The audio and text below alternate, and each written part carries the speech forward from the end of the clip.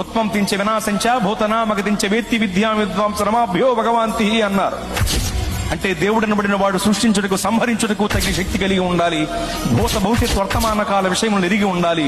ఈ అర్హతలు కలిగిన వాడే దేవుడు అని భావం.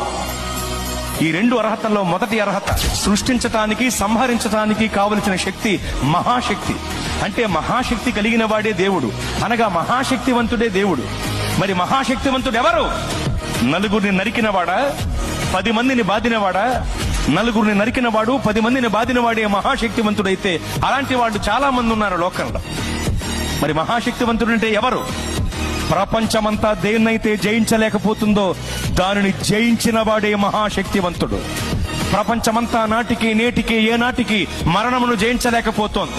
మరణమనే మహమ్మారి మర్యాద లేనిదై మానవ జాతిపై విరుచుకుబడి మరణ మృదంగాన్ని మ్రోగిస్తూ విజయ వికటట్టహాసం చేసి వెర్రవీగుతుంటే మరణమనే మహమ్మారి యొక్క పీచమణిచి దాన్ని ముళ్ళు విరిచి మరణమును జయించి తిరిగి లేచిన మహాశక్తివంతుడు యేసు ప్రభువు వారు మాత్రమే.